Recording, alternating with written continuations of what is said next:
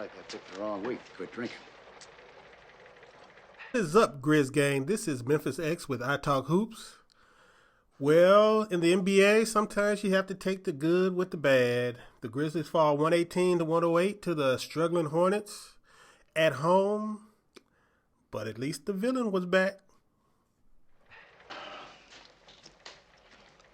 Looks like I picked the wrong week to quit amphetamines. Grizz gang, make sure you subscribe to this channel, hit the bell for notifications, and like this video.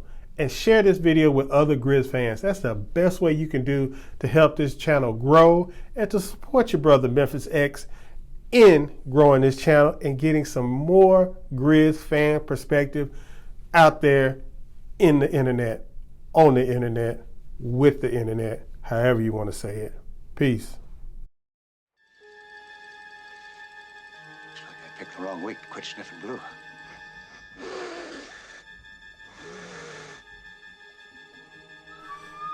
Yeah, after games like this, I have to remember the NBA season is a marathon and not a sprint.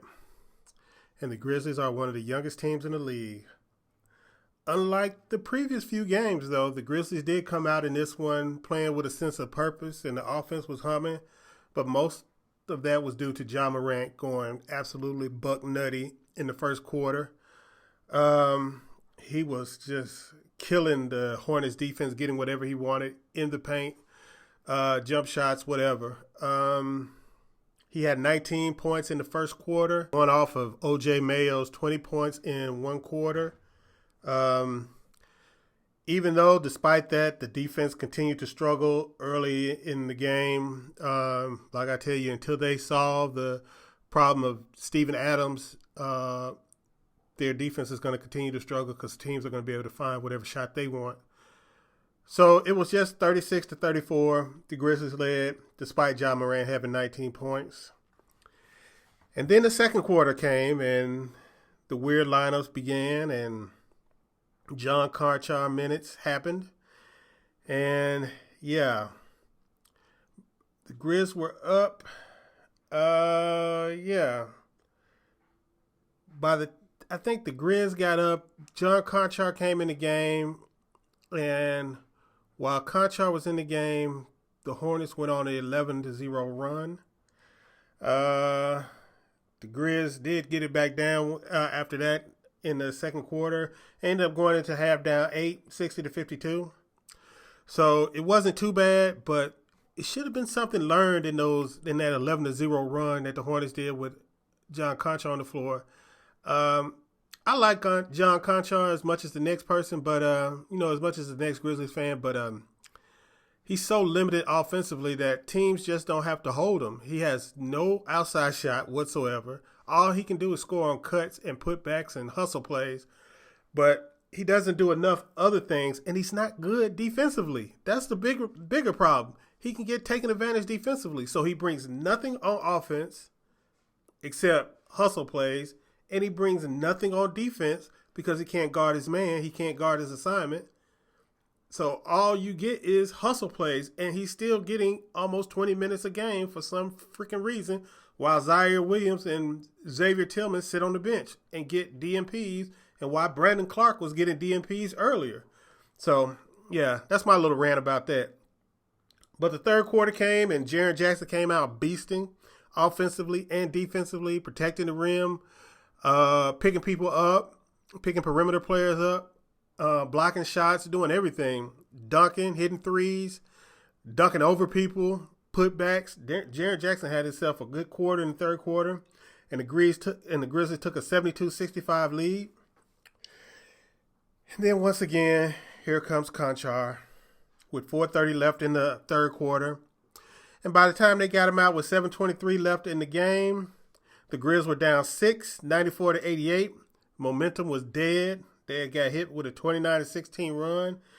That was basically the ball game because by that time, Kelly Oubre was going buck nutty on us, and he ended the game with 37 points off the bench, which is a record for a player coming off the bench against the Grizzlies.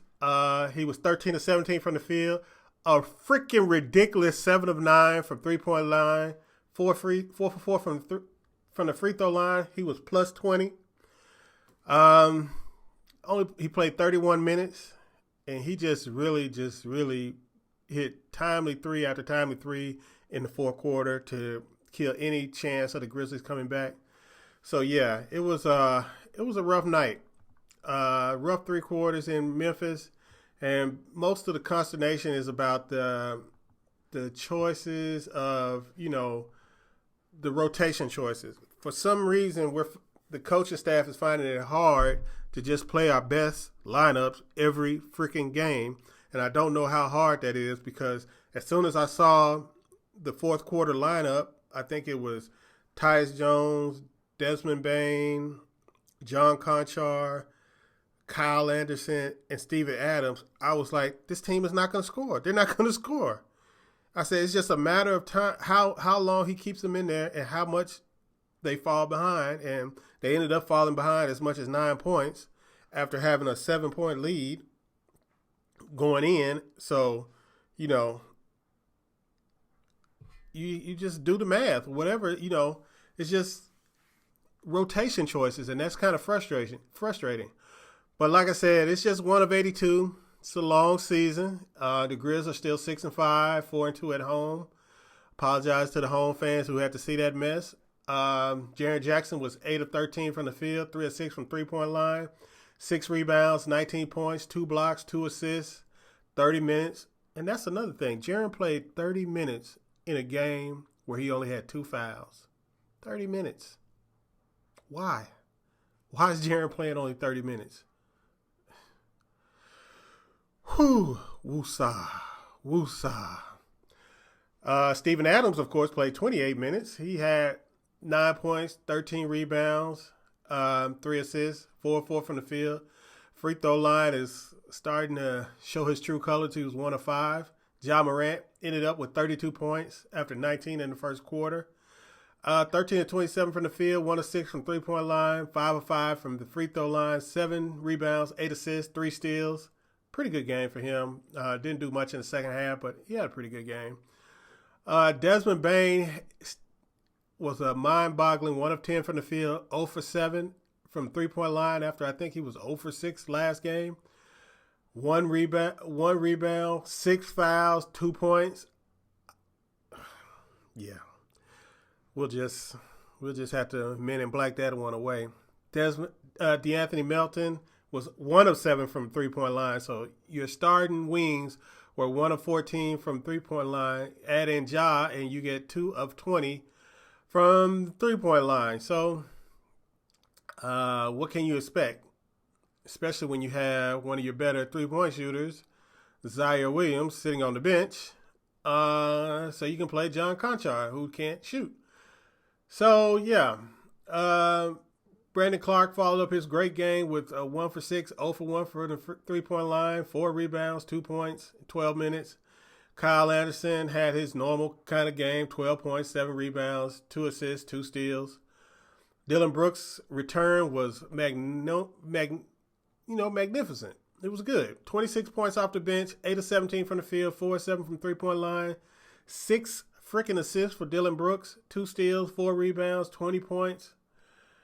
Unfortunately, his business were tethered to John Conchar for a bit, he was -9. John Conchar played 18 minutes. He was 2 of 5 from the field, 0 for 1 from 3-point line, 4 rebounds, 3 steals, 1 block. He was -22 on the game. Yeah. So, yeah, there we have it. So basically the matchup, the much ballyhoo matchup for, Ja versus LaMelo never materialized. Melo almost had a triple-double, 12 points, 8 assists, 9 rebounds, but, only 5 of 13 from the field, 2 of 7 from 3-point line, 4 turnovers. He really wasn't the main factor. It was mostly Gordon Hayward and Kelly Oubre that killed us, because we left our big wing on the bench to play John Conchar and get killed and slaughtered from wing shooting. Yeah. So hopefully the Grizz coaching staff can learn a little bit from this game and, eliminate some of these bad minutes, eliminate the John Conchar minutes totally, limit down Steven Adams minutes almost in half. He should be getting like 14, 15 minutes a game, not anymore. If he's going to start the game, let him start, play 6 minutes, get him out of there, and let Tillman and Brandon Clark rotate in for the rest of the game. That's just me. We're moving on to the next game against the Phoenix Suns. It's going to be a test. They were in the Western Conference Finals last year. Lose that game and you're back to 500. And you're going into the weekend to play New Orleans Saturday at New Orleans. And New Orleans is 1-11, but I don't think we've beat them since Ja's been here. So it's one of those things, with or without Brandon Ingram, with or without Zion. We just haven't beat them. And JV is going to want some revenge for being traded to New Orleans. So I'm just going to let you know that if JV gives them 30 and 25, I would not be shocked Saturday. So we're going to see what happens. But yeah, Friday and Saturday, we got a back-to-back. Dylan's already going to be sitting out Friday against Phoenix. And Steven Adams is questionable. So hopefully we'll see the return of Zaire Williams to the lineup. And still, Conchar. Man, please subscribe to this channel. Hit the bell for notifications for my sanity. Like this video. Share this video with other Grizz fans. And I will see you guys this weekend, or talk to you guys this weekend. I haven't decided if I'm going to the New Orleans game or not. Might be my first road game of the year. We'll see. Peace.